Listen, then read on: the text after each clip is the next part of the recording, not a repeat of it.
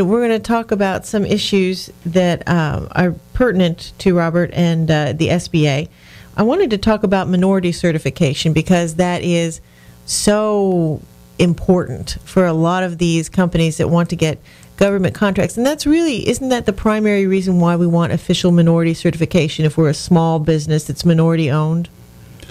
Good question, Frida. The minority certification programs that SBA has deal with those companies that want to do business with the federal government, that they want to sell a product or service to the federal government. And the certification programs that SBA administers are one, the 8A certification program, which is for economically and socially disadvantaged individuals. Primarily, that's where the minority certification comes in. Mm-hmm. And this program will allow companies that are approved to compete in government contracting, but the primary advantage is that they can receive up to a $4 million contract without competition. Wow. Once they sell themselves to the procurement organization. Wow. So that's a great program. You must be in business for over 2 years, be minority owned and controlled company, and also or economically or socially disadvantaged in other areas. Now, other folks can apply for certification on the program under the economically disadvantaged side of it, so you don't necessarily have to be a minority to apply for that program. Okay, and then the next program that we have is called the Hub Zone, or Historically Underutilized Business Zone program, and you don't have to be a minority. This program also has similar advantages to like the 8A, where you can get set-aside contracts, and when you do compete with other companies, there's bidding advantages, pricing advantages. And this program depends entirely on where your business is located. It needs to be in a hub zone, a federal hub zone area, historically underutilized business zone, to be able to be certified. And you do not have to wait 2 years to apply for this program, and you do not have to be socially or economically disadvantaged, although there are some restrictions about your net worth and so forth. The other certification program that we have is a newer one. It's the Women-Owned Small Business Certification Program. And this certification program is for those small businesses that are owned and controlled by women entrepreneurs. And again, you don't have to wait to be in business 2 years. And you can get assistance. You can look at our website and get organizations that can help women owners to upload their ownership information into the Central Contracting Registry. And that as well, contracts may be designated for that certification program.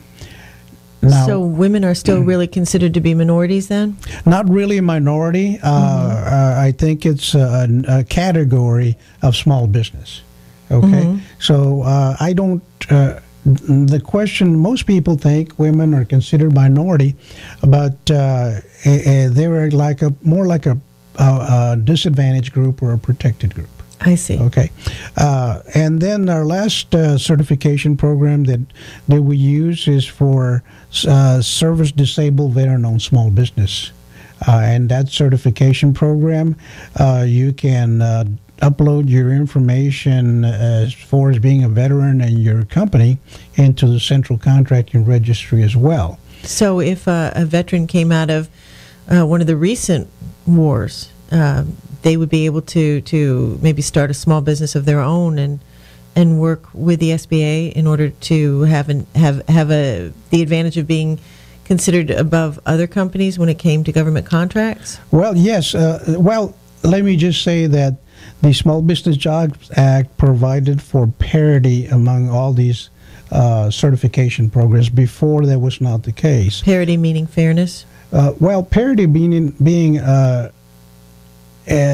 not necessarily equality, but opportunity, such that a contracting officer now has the latitude to select a certification program, if they've got a requirement that they need to contract on, then they can select the program, any one of these certification programs, to let out that contract to women-owned small businesses, to veterans, to HubZone or 8A companies, based on the goals that they've received from Congress. I see. So one of the goals of SBA is to assist the federal agencies to meet their goals, but they're actually responsible for that. We just kind of keep track of that.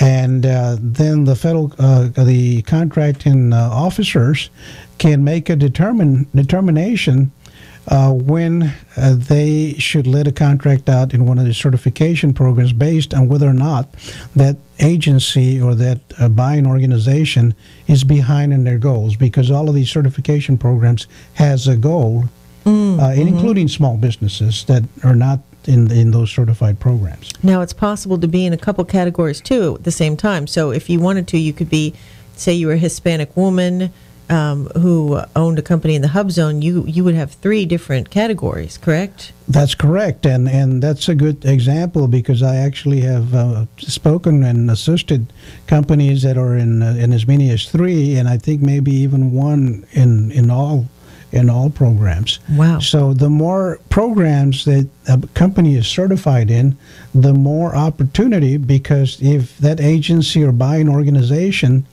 has a requirement and they're behind in one of those programs, they can select one, and that company, if they're participating in that certification program, they have more of an opportunity to compete or get a set-aside non-competitive award. Fabulous.